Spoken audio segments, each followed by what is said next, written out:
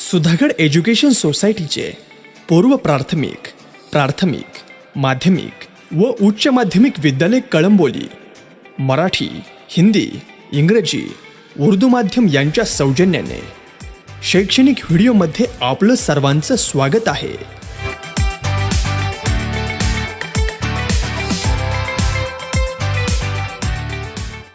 नमस्कार विद्यार्थी मित्रांनो, काल आपण समरूप त्रिकोणाच्या क्षेत्रफळाचं प्रमेय यावरील काही उदाहरणं बघितलेत. त्यामध्ये प्रामुख्याने आपल्याला असं दिसून आलं की आकृतीमधील कुठले तरी दोन त्रिकोण पहिल्याने आपल्याला समरूप दाखवावे लागतात, त्यांच्या संगत बाजूंचं गुणोत्तर लिहावं लागते, दिलेल्या किमती उदाहरणामध्ये लिहाव्या लागतात आणि मग आपल्याला उदाहरण सोडवता येते. मग त्या दोन त्रिकोण समरूप दाखवण्यासाठी मग त्या ठिकाणी कोको कसोटी असेल, कोको कसोटी असेल, बाकोबा कसोटी असेल, बाबा कसोटी असेल, अशा कसोट्यांचा उपयोग करून आपण त्या उदाहरणामध्ये दोन त्रिकोण समरूप दाखवले आहेत.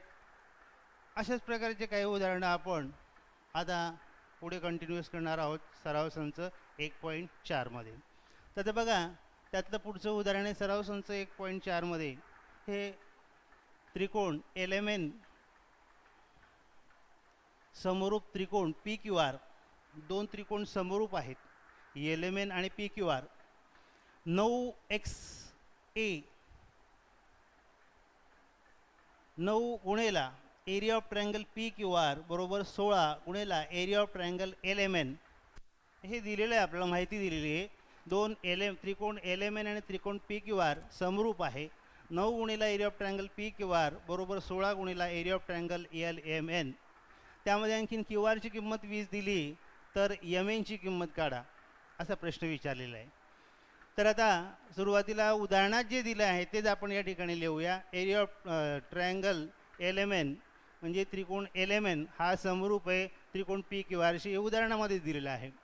मग आता समरूप त्रिकोणाच्या क्षेत्रफळाच्या प्रमाणानुसार एरिया ऑफ ट्रायंगल LMN छेद एरिया ऑफ ट्रायंगल PQR बरोबर दोन समरूप त्रिकोणाच्या क्षेत्रफळाचे प्रमेय काय आहे? दोन समरूप त्रिकोणाच्या क्षेत्रफळाचे गुणोत्तर हे त्यांच्या संगत बाजूच्या वर्गाच्या प्रमाणात असते.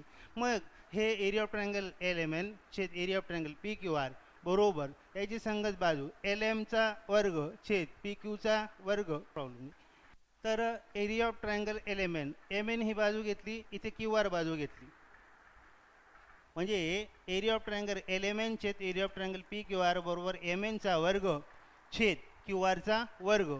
त्याचं कारण बाजूला लिहायचं, समरूप त्रिकोणाच्या क्षेत्रफळाचे प्रमेय.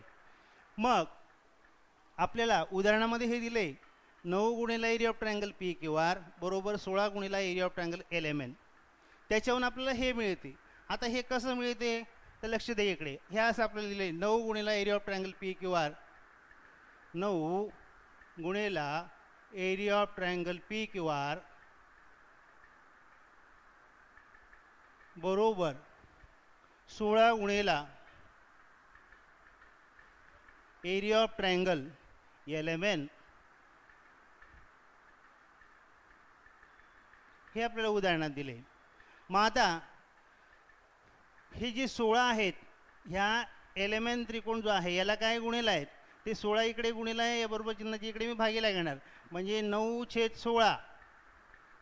आणि हा एरिया ऑफ ट्रायंगल PQR आहे तो 9ला गुणिला आहे, तो इकडच्या बाजूला मी भागीला घेणार, म्हणजे बरोबर एरिया ऑफ ट्रायंगल LMN छेद एरिया ऑफ ट्रायंगल हा PQR इकडे भागीला येणार PQR,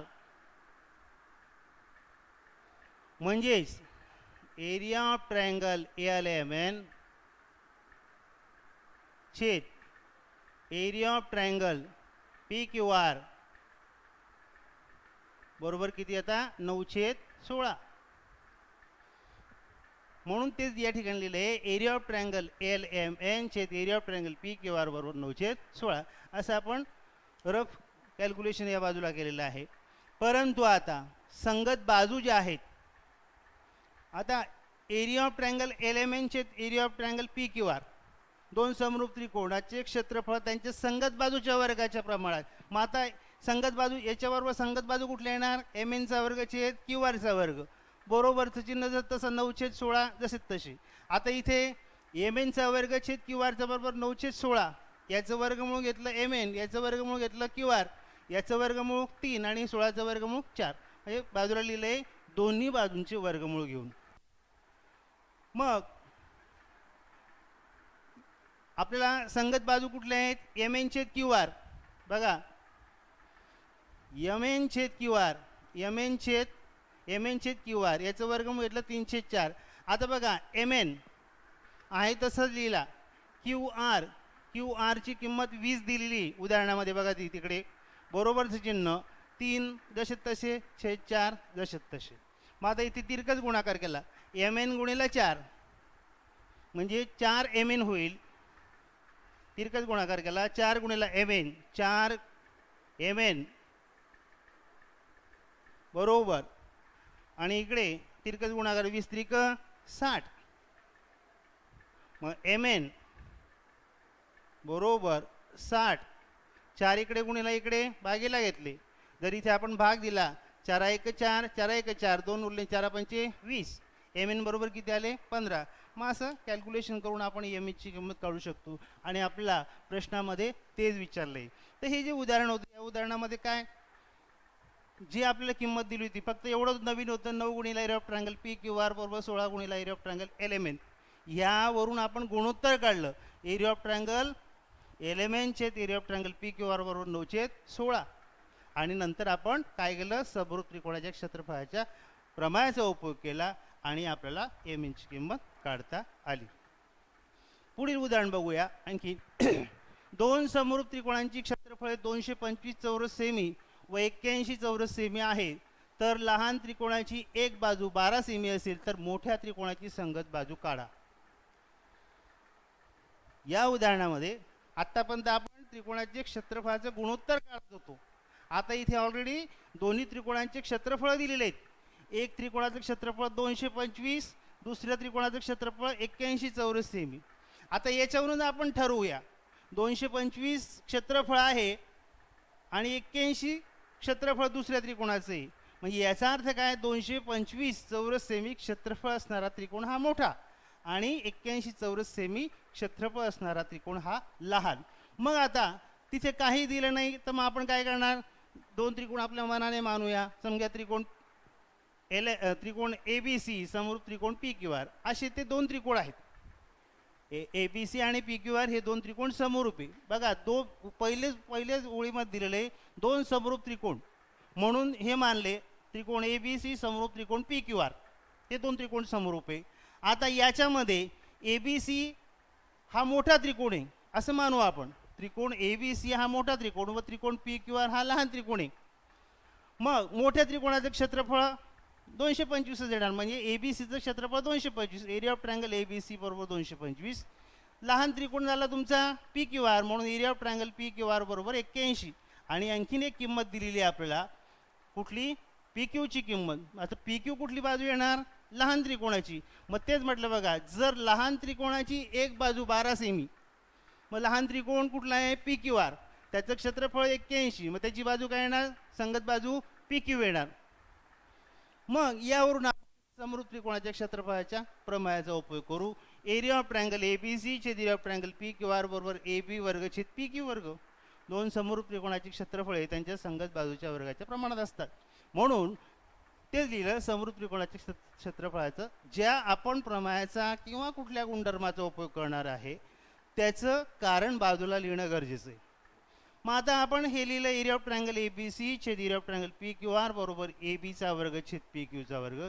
आता ए बी सी हा मोठा त्रिकोण आहे. ए बी सीचं क्षेत्रफळ 225 आहे, पी क्यू आरचं क्षेत्रफळ 81 आहे. ए बीचा वर्ग छेद पी क्यू, पी क्यूची किंमत दिली 12, 12चा वर्ग.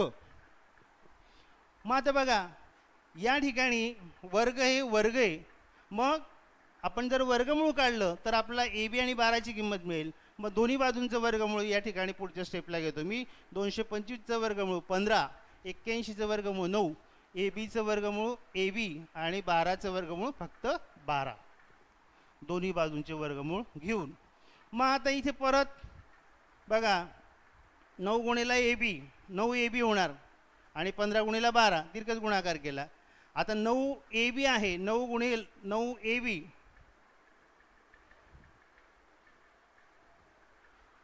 15 गुणिले 12 तिरकस गुणाकार. 9 गुणिले ए बी 15 गुणिले 12. मग आता 9 गुणिले आहे, तू इकडे काय होणार, भागीला होणार. म्हणजे ए बी बरोबर 15 गुणिले 12 छेद 9. तेच लिहि बघा, 15 गुणिले 12 छेद 9. आता यांचा गुणाकार 15 दुणे 30, 3 15 एका 15 3 18 180. 15 गुणिले 12चा गुणाकार 180 छेद 9. आता याला भाग दिला, 9 1 9 9 दुणे 18 0 20. म्हणजे ए बीची किंमत किती मिळाली आपल्याला, 20. तर यामध्ये सुद्धा या उदाहरणात काय होतं, विशेष करून तर दोन त्रिकोणांची क्षेत्रफळे आपल्याला दिली होती आणि एका लहान त्रिकोणाची बाजू आपल्याला दिली होती आणि मोठ्या त्रिकोणाची बाजू काढायची होती. म्हणजे ए बी जी आहे ती 20 काढली. मग आता ए बी काय आहे, मोठ्या त्रिकोणाची बाजू, तर मोठ्या त्रिकोणाची बाजू ही 20 सेमी आहे. पुढे पुढचं उदाहरण बघा. त्रिकोण ए बी सी व त्रिकोण डी ई एफ हे दोन्ही समभुज त्रिकोण आहेत. ए बी सी आणि डी ई एफ हे दोन त्रिकोण कसे आहेत, समभुज त्रिकोण आहेत. Area of triangle A B C गुणोत्तर area of triangle D E F बरोबर 1:2. दोघं त्रिकोणांचं गुणोत्तर दिले. Area of triangle A B C आणि area of triangle D E F यांचं गुणोत्तर 1:2 दिले. ए बीची किंमत 4 दिली, तर डी ची लांबी काढा.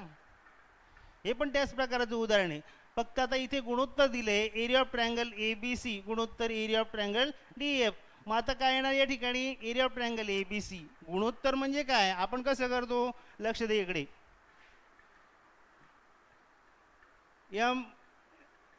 एम छेद एन याचं गुणोत्तर आपण असं लिहितो, एमास एन किंवा एमास एन बरोबर एम छेद एन असं आपण ते गुणोत्तर लिहितो.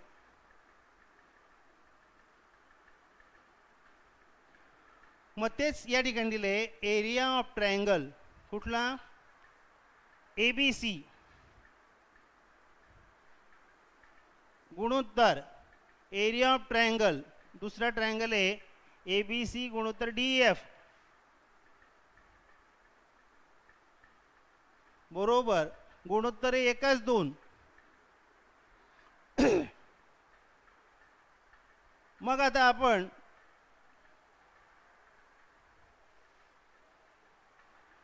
Area of triangle A B C छेद area of triangle D F बरोबर 1/2 याचं गुणोत्तर आलं दोन त्रिकोणाच्या क्षेत्रफळाचं. म्हणजे area of triangle A B C छेद area of triangle D A F किती आलं, 1/2.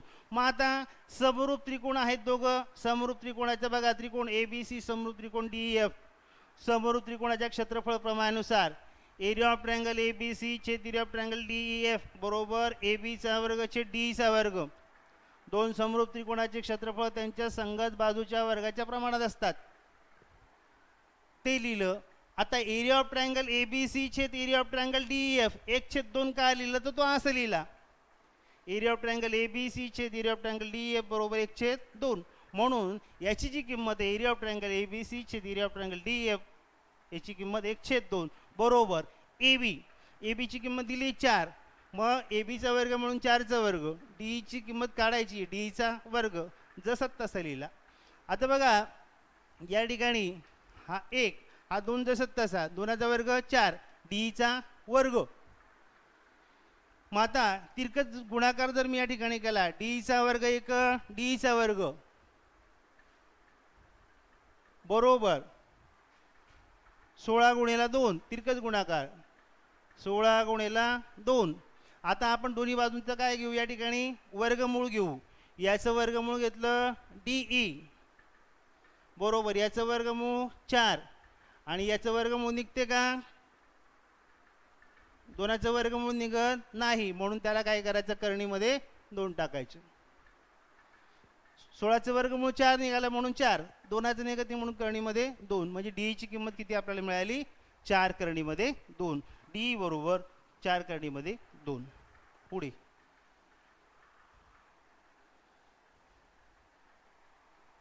आता बघा सराव संच व्यतिरिक्त संकीर्ण प्रश्नसंग्रह जो असतो, त्या संकीर्ण प्रश्नसंग्रहामध्ये सगळ्या प्रकारची उदाहरणं असतात.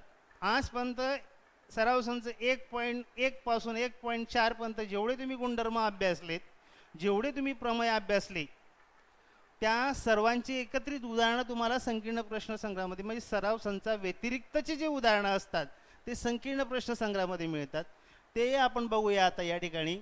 बघा त्या काही उदाहरणं आपण त्यातले बघू. समान उंचीच्या दोन त्रिकोणांच्या क्षेत्रफळाचे गुणोत्तर 2:3 आहे. उंची कशी आहे? समान. आता या ठिकाणी आत्तापर्यंत जो आपण अभ्यास केलेला आहे संकीर्ण प्रश्नसंग्रहामध्ये उदाहरण हे कुठल्या ठराविक प्रमेयावरती किंवा गुणधर्मावरती असं असतं असं नाही. तर संपूर्ण जेवढा आपण अभ्यास केलेला आहे त्रिकोणाच्या क्षेत्रफळाचे गुणोत्तर, प्रमाणाचे मूलभूत प्रमेय, प्रमाणाच्या मूलभूत प्रमेयाचा व्यत्यास, कोन दुभाजकाचा गुणधर्म, तीन समांतर रेषांच्या आंतरछेदाचा गुणधर्म, समरूप त्रिकोणाचे क्षेत्रफळाचे प्रमेय, या सर्व प्रमेयांचा किंवा गुणधर्मांचा उपयोग या संकीर्ण प्रश्नसंग्रहामध्ये करायचा आहे. तर बघा या ठिकाणी म्हटलंय समान उंचीच्या दोन त्रिकोणांची क्षेत्रफळाचं गुणोत्तर 2:3. उंची कशी आहे? समान. त्रिकोण कुठले ते माहिती नाही, आपल्या मनाने घ्या. आता बघा मी काय म्हटलं या ठिकाणी लहान त्रिकोण त्रिकोण 1 व मोठा त्रिकोण त्रिकोण 2 असं मी मानलं. आता लहान त्रिकोणाचा पाया B1 व मोठ्या त्रिकोणाचा पाया B2. उंची कशी आहे? समान. फक्त आता आपल्याला काय घ्यावं लागणार आहे? पायाच घ्यावा लागणार आहे. लहान त्रिकोणाला मी त्रिकोण 1 व मोठ्या त्रिकोणाला त्रिकोण 2 मानलं. मग आता लहान त्रिकोणाचा पाया B1 म्हणजे बेस पाया 1 आणि पाया 2 हा मोठ्या त्रिकोणाचा पाया होणार. आता समान उंचीच्या त्रिकोणांची क्षेत्रफळे त्यांच्या संगत पायाच्या प्रमाणात असतात. हा गुणधर्म आहे. उंची ज्यावेळेस समान असेल त्यावेळेस त्या दोन त्रिकोणांच्या क्षेत्रफळाचं गुणोत्तर कसं असते? संगत पायाच्या प्रमाणात असते. म्हणून एरिया ऑफ ट्रायंगल त्रिकोण 1 छेद एरिया ऑफ ट्रायंगल त्रिकोण 2 बरोबर संगत पायाच्या, म्हणून पाया B1 छेद B2, B1 छेद B2. मग आता एरिया ऑफ ट्रायंगल 1 छेद एरिया ऑफ ट्रायंगल 2 बरोबर B1 छेद B2. आता यांचं जे गुणोत्तर आहे दोन त्रिकोणाच्या क्षेत्रफळाचं गुणोत्तर किती आहे? 2:3 आहे, म्हणजे 2/3 आहे. म्हणून या ठिकाणी area of triangle area of त्रिकोण 1 छेद एरिया ऑफ त्रिकोण 2 या दोन त्रिकोणाच्या क्षेत्रफळाचं गुणोत्तर 2/3 आहे. ते इथे लिहिलं. B1 म्हणजे काय? B1 जो आहे तुमचा लहान त्रिकोण, लहान त्रिकोणाचा पाया. बघा लहान त्रिकोणाचा पाया दिला आहे 6, तो 6 लिहिला. B2 म्हणजे मोठ्या त्रिकोणाचा पाया आपल्याला काढायचा आहे, म्हणून B2 जसं तसं लिहिला. पुन्हा या ठिकाणी तिरकस गुणाकार केला. 2B2 2 गुणिला B2 बरोबर 6 गुणिला 3. आता 2 गुणिला आहे तिकडे भागीला जाणार, म्हणजे 6 गुणिला 3 छेद 2. आता साइन त्रिक 18, 18 छेद 2 भाग दिला 2 9 18. B2ची किंमत किती आली? 2. B2 म्हणजे काय?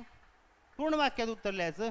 B2 जे आहे इथे लिहिलं बघा, B2 मोठ्या त्रिकोणाचा पाया B2 आहे, म्हणून खाली लिहायचं मोठ्या त्रिकोणाचा पाया 9 सेमी असेल. आता बघा या आकृतीमध्ये कोन ABC आणि कोन DCB बरोबर 90 अंश. हा कोन ABC हा 90 अंशाचा आणि DCB हा सुद्धा 90 अंशाचा. तर AB बरोबर किती आहे? 6. AB ची किंमत 6, DC ची किंमत 8 दिली. एरिया ऑफ ट्रायंगल ABC छेद एरिया ऑफ ट्रायंगल DCB काढा असा प्रश्न विचारला आहे. या दोन त्रिकोणाचे क्षेत्रफळाचं आपल्याला काय करायचं आहे? गुणोत्तर काढायचं आहे. मग एरिया ऑफ ट्रायंगल ABC व एरिया ऑफ ट्रायंगल DCB यांचा पाया समान आहे. आकृतीमध्ये बघा, हा ABC हा त्रिकोण, याचा पाया BC आणि DCB यांचा पाया पण DC. या उंच्या झाल्या, या त्रिकोणाची उंची ही, या त्रिकोणाची उंची ही, म्हणजे पाया दोघं त्रिकोणांना कसा झाला? समान झाला. मग दोघी त्रिकोणांचा पाया BC हा समान आहे.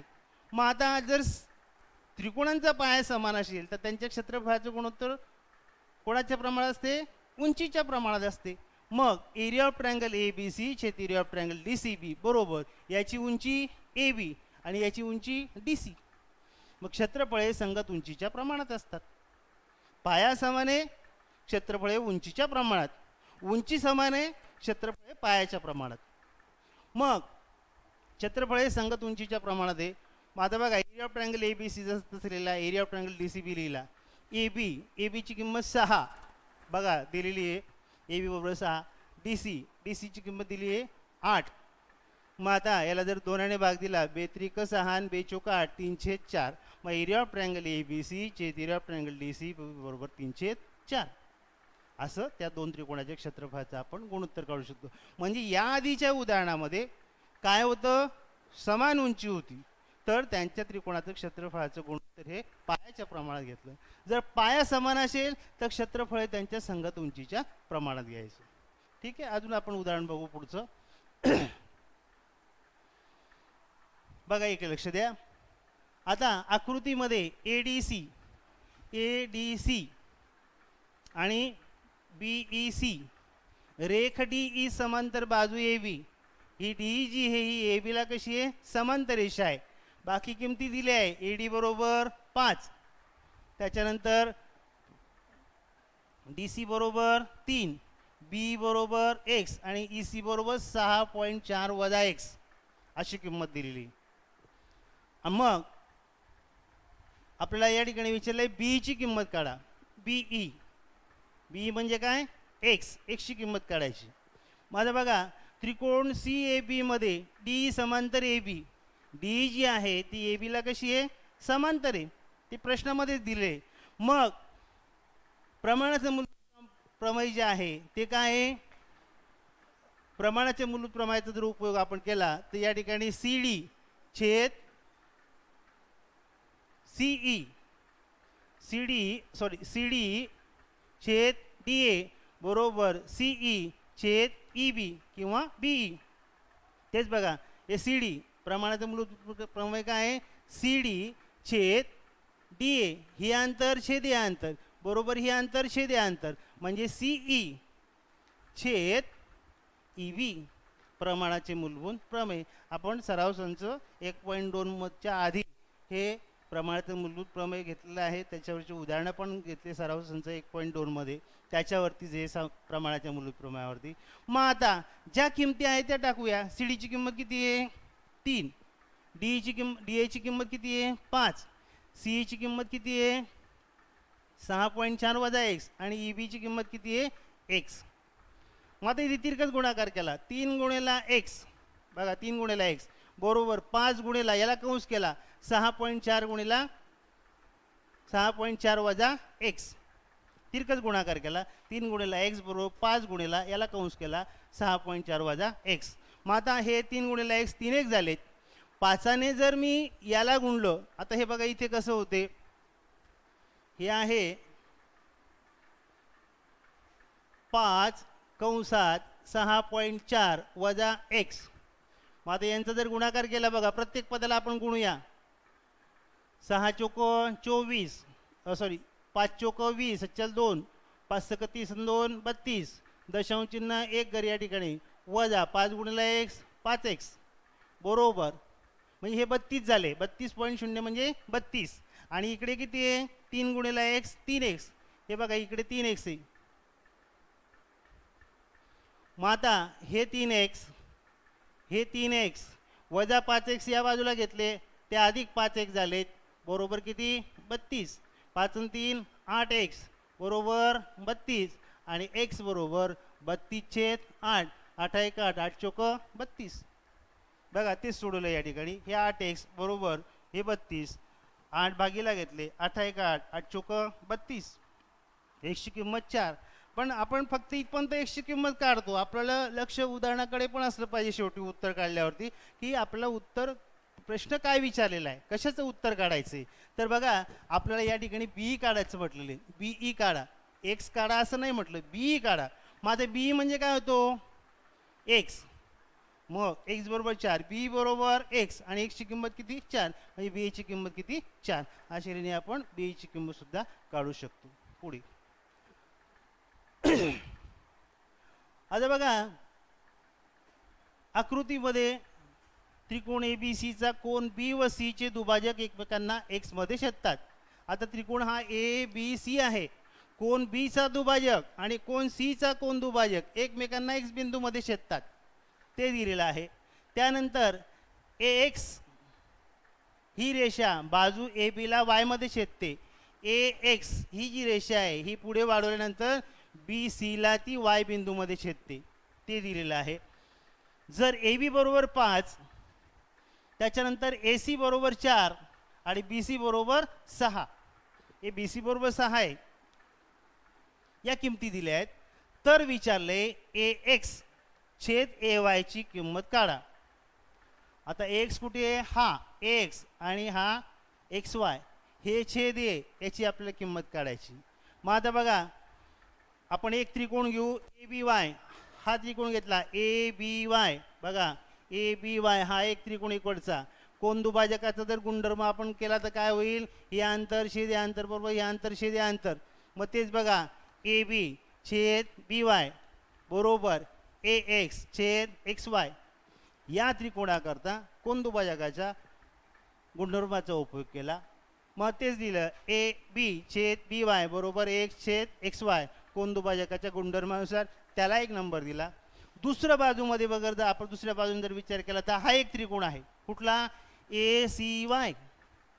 मग ए सी वाय आहे, तर याच्यामध्ये सुद्धा आपण जर कोण दुभाजकाचा उपयोग केला तर काय होणार? या ठिकाणी बघा, ए सी छेद सी वाय, ए सी छेद सी वाय बरोबर एक्स छेद एक्स वाय, एक्स छेद एक्स वाय. याला नंबर दिला 2. म्हणजे हा एक त्रिकोण आणि हा एक त्रिकोण, दोघांना काय केलंय? कोण दुभाजकाचा गुणधर्माचा आपण उपयोग केलाय. मग आता 1 आणि 2 वरून आपण काय म्हणू शकतो? बघा, ए बी छेद बी वाय बरोबर एक्स वाय छेद एक्स वाय. आता एक्स छेद एक्स वाय आणि याच्यामध्ये पण एक्स छेद एक्स वाय, ही बाजू समान आहे दोघांची, म्हणजे ही बाजू कशी येणार? समान. म्हणजे ए बी छेद बी वाय बरोबर ही बाजू कुठली येणार? ए सी छेद सी वाय बरोबर, हे तर कॉमन आहे, ए एक्स छेद एक्स वाय, ए एक्स छेद एक्स वाय. 1 आणि 2 वरून आपल्याला हे मिळते, ए बी छेद बी वाय बरोबर ए सी छेद सी वाय बरोबर ए एक्स छेद एक्स वाय. 1 आणि 2 वरून. मग आता या ठिकाणी जर आपण समान गुणोत्तराचा सिद्धांताचा उपयोग केला, नवीमध्ये आपण शिकले समान गुणोत्तराचे सिद्धांत, तर याच्यामध्ये बघा काय होणार? ए बी अधिक ए सी छेद बी वाय अधिक सी वाय बरोबर एक्स छेद एक्स वाय. समान गुणोत्तराच्या सिद्धांताचा उपयोग केला. पुढे मग ए बी अधिक ए सी छेद बी सी होतो, बी वाय अधिक वाय सी म्हणजे बी सी होतो, एक्स छेद एक्स वाय. आता या किमती दिलेल्या आहेत.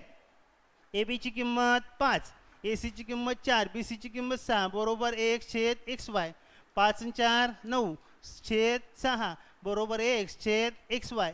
मग आता एक्स छेद सरळ लिहिलं, एक्स छेद एक्स वाय दिलेलं, 9 छेद 6 नंतर लिहिले. आता 9 छेद 6 म्हणजे काय? 3 त्रिक 9 आणि 3 दुणे 6 पैकी 3 3 कट झाले, उरले 3 छेद 2. एक्स छेद एक्स वाय बरोबर 3 छेद 2 आणि हीच किंमत आपल्याला काढायची सांगितलेली आहे.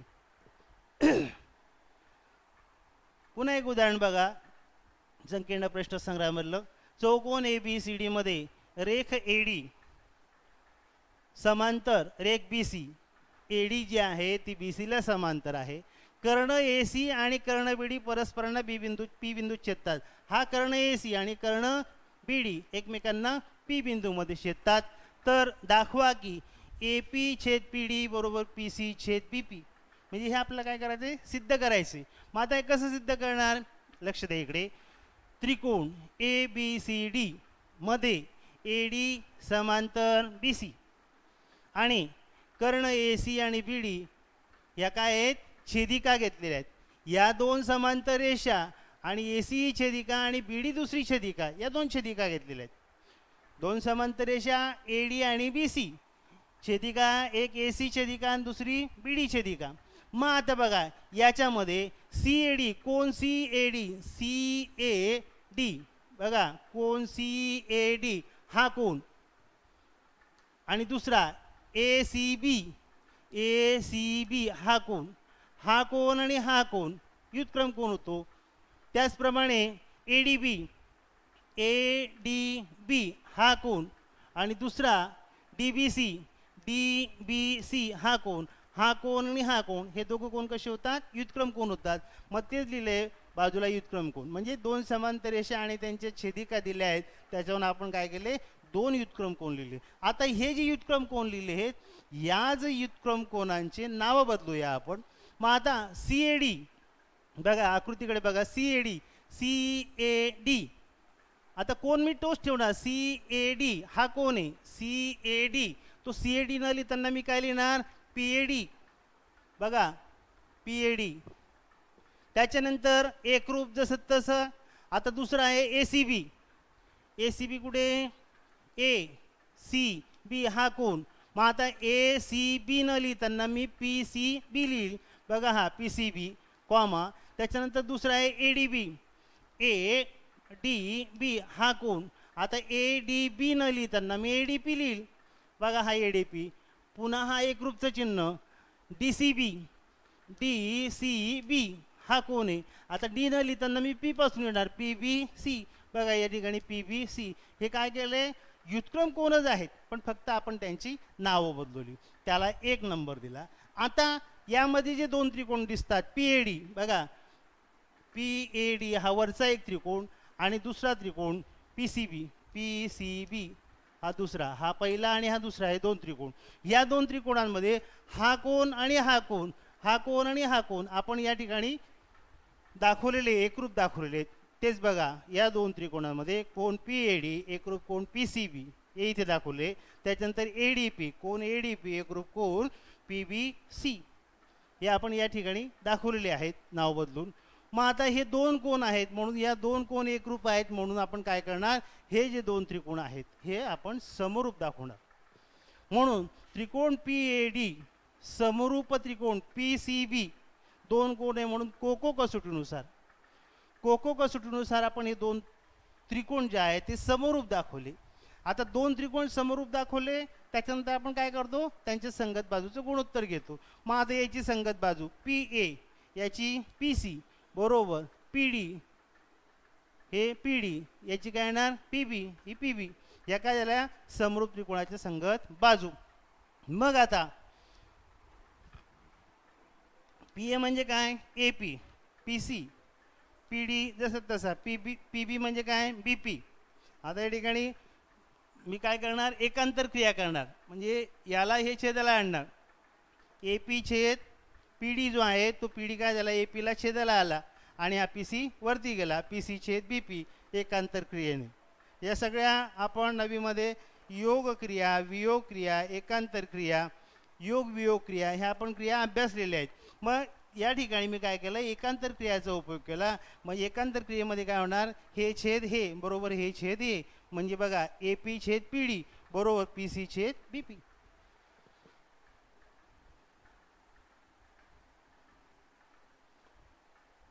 बघा आपण हे एक उदाहरण बघूया. आकृतीमध्ये XY समांतर रेख AC, XY जी आहे ती AC ला समांतर आहे. 3AX बरोबर 2BX, XY बरोबर 9, तर AC ची लांबी काढा. सोपं आहे, प्रमाणाच्या प्रमाणेच त्याचा जर आपला उपयोग करता आहे किंवा समरूप त्रिकोण इथे कसोटीनुसार ते समरूप त्रिकोण दाखवलेत. तर बघा सुरुवातीला आपल्याला जे दिलेलं आहे 3AX बरोबर 2BX, 3AX बरोबर 2BX. मग आता हा BX मी इकडे छेदाला घेतो, AX छेद BX बरोबर 2/3.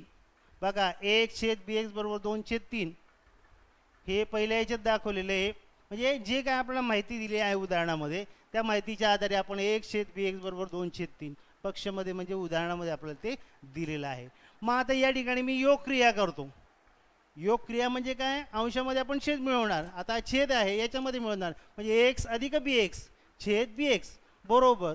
मग या बाजूला दोनामध्ये छेद 2 आहे, दोनामध्ये छेद किती आहे 3 आहे, तो मिळवला. 2 अधिक 3 छेद 3 जसे तसे. कुठली क्रिया केली, योग क्रिया केली.